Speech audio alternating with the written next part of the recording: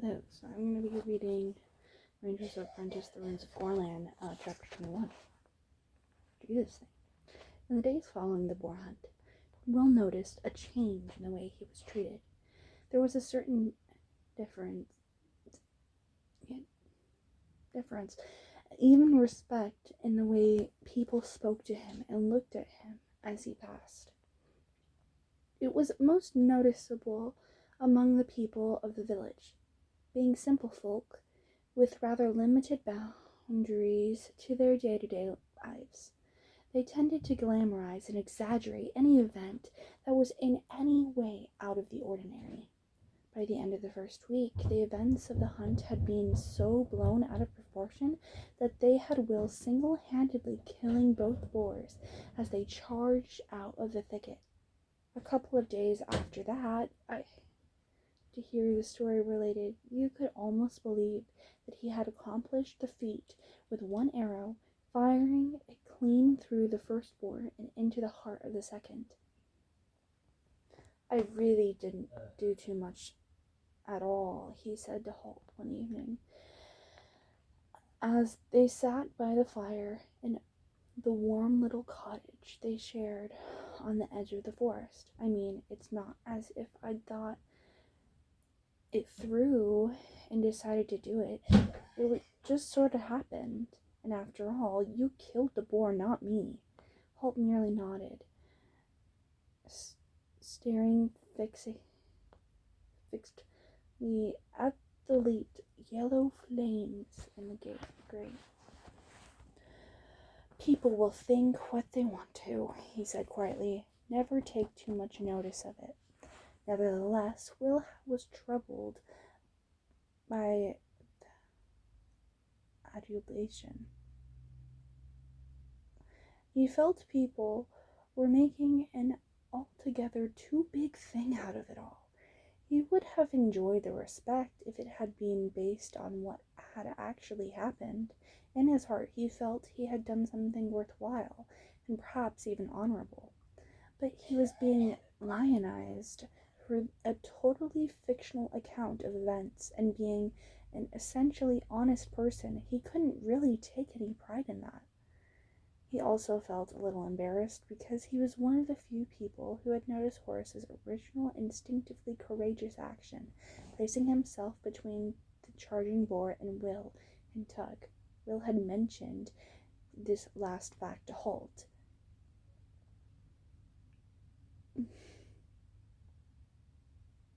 He felt that perhaps the ranger might have an opportunity to apprise Sir Rodney of Horace's unselfish action. But his teacher had merely nodded and said briefly, Sir Rodney knows. He doesn't miss much. He got a little more up top than at the average bash and racker.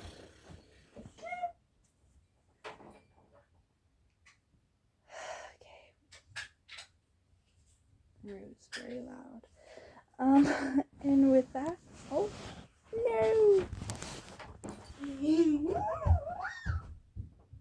Hello.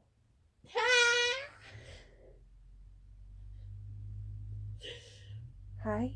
I hear the mail. Okay, that's nice. Goodbye. I don't know what she's talking about. Okay. How is my sister? Let's move on. Okay. And with that, Will had to be content around the castle with the knights from the battle school, and the various craft masters and apprentices and attitudes were different.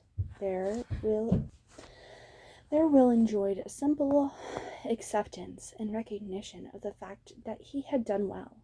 He noticed that people tended to know his name now, so that they greeted him as well as Holt when the two of them had business in the castle grounds. The Baron himself was friendlier than ever. It was a source of pride to him to see one of his castle wards acquit himself well. The one person Will would have liked to discuss it all with was Horace himself, but as their paths seldom crossed, the opportunity hadn't arisen. He wanted to make sure that the warrior's apprentice knew that Will set no store by ridiculous stories that had swept the village, and he hoped that his former wardmate knew that he had done nothing to spread the rumors. In the meantime, Will's lesson and training proceeded at an accelerated pace. In the month's time, Halt had told him they would be leaving for the gathering, an annual event in the Rangers' calendar.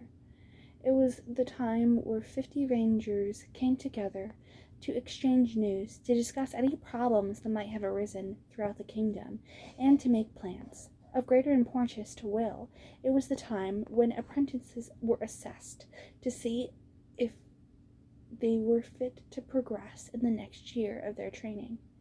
It was bad luck for Will that he had been in training for only 7 months.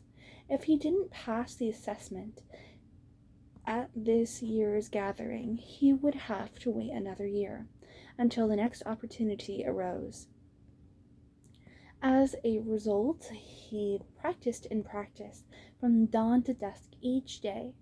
The idea of a Saturday holiday was a long-forgotten luxury to him. He fired arrow after arrow into target to make different sizes in different conditions, from standing, kneeling, sitting positions. He even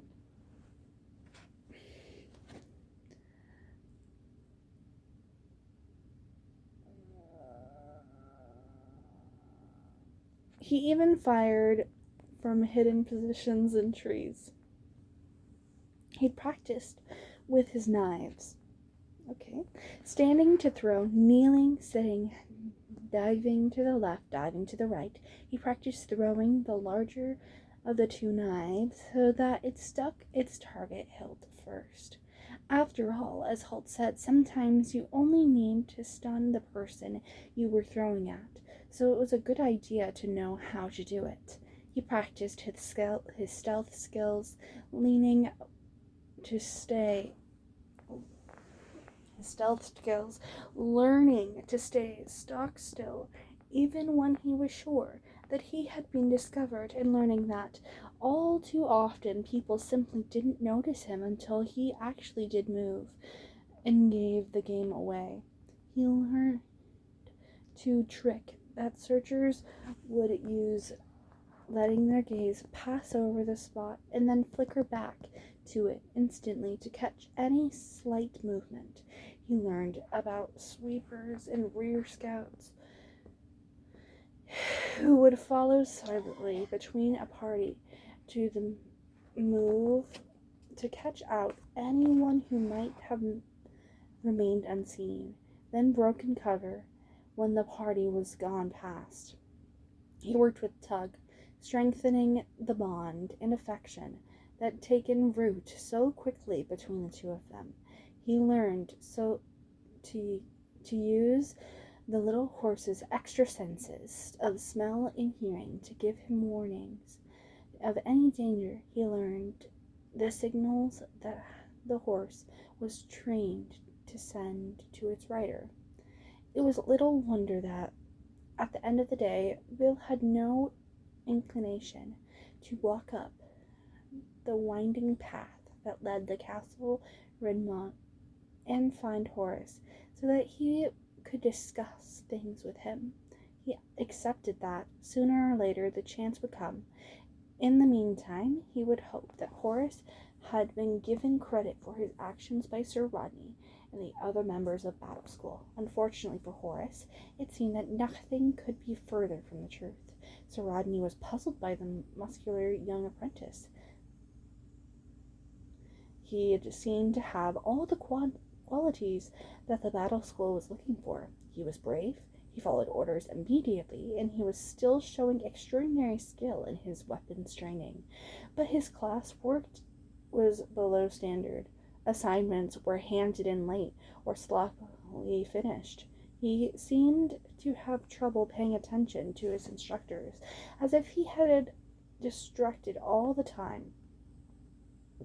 On top of that, it was suspected that he had the prediction for fighting. None of the staff had ever witnessed him fighting, but he was often seen to be sporting bruises and minor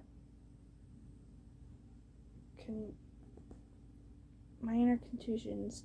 He seemed to have made no more close friends among his classmates. On the contrary, he took pains to steer clear of him. It also served to create a picture of an argumentative, antisocial, lazy recruit who had a certain amount of skills at arms. Okay, this is just talk to the kid. Like, I don't understand. Okay.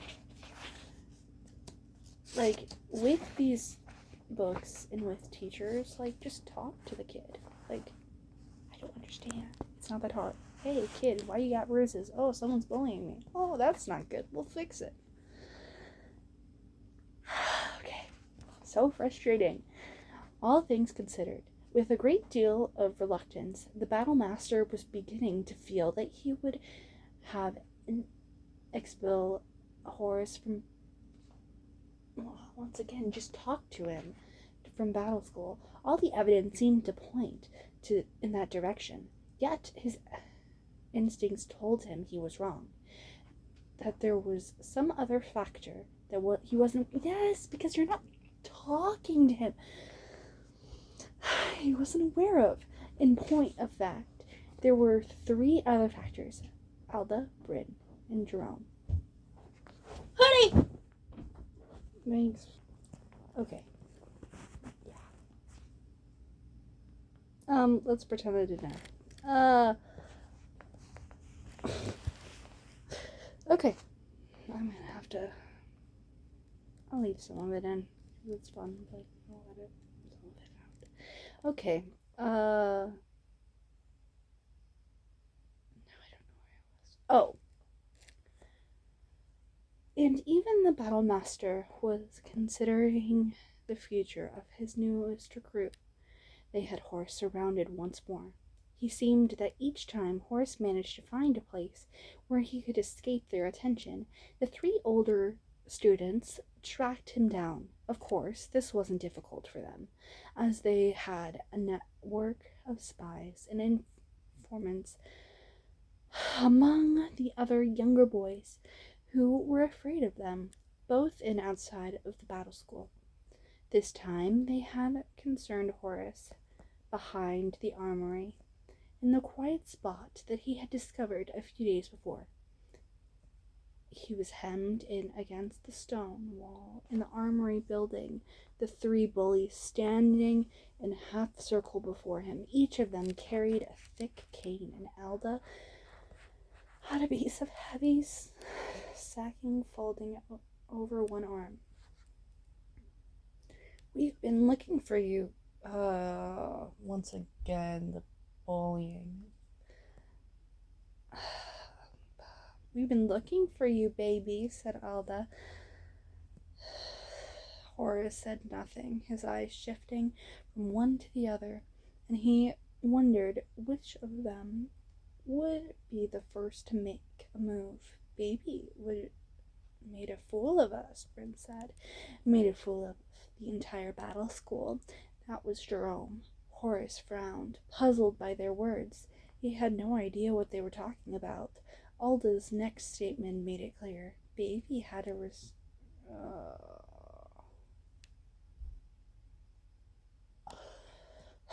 Baby had to be rescued by the big bad boar, he said. By a little creeping apprentice sneaker, Bryn added, the sneer heavy in his tone.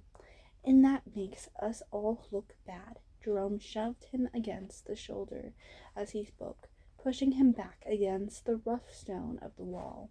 His face was red and angry, and Horace knew he was building himself up for something. Horace's hands bunched into fists at his side. Jerome saw the action. Don't threaten me, baby. It's so weird. Tiny learned a lesson. He stepped forward threateningly. Horace turned to face him and, in the same instant, knew he had made a mistake. Jerome's move was a feint. A real attack came from Alda, who whipped a heavy same sack over Horace's head before he could resist, pulling a draw cord tight so he was contained from the waist up, binded and helpless. Why do the teachers don't do crap in this book? He felt several loops of the draw cord falling over his shoulders and fastened it. Then the blows began. He staggered blindly, helpless to defend himself, as the three boys rained blows down on him from the heavy canes they had been carrying. He blundered into the wall and felt unable to break his fall, with his arms immobilized by his side. The blows continued, falling on his unprotected head, his arms, and his legs as the three boys continued their mindless litany of hate. Call for the sneaker to save you now, baby. This is for making us all look like fools. Learn respect for the battle school, baby. Like, one, this is horrible. Two, how do teachers not put two and two together? So on and on it went as he withered on the ground, trying in vain to escape the blows. It was the worst beating they had ever given him, and they continued until gradually, mercifully, he fell still. Semi-conscious. Oh my god. They each hit him a few more times, and Alda dragged the sack clear. Horace drew in one giant sledding breath of air. He ached and hurt viciously in every part of his body. From a long distance away, he heard Bryn's voice. Now, let's teach the sneaker the same lesson. The others laughed, and he heard them moving away. He groaned softly, longing for the release of unconscious, unwanting to let him sink into its dark, unwelcoming arms so that the pain would go away, at least for a while. Then a few import of Bryn's words struck.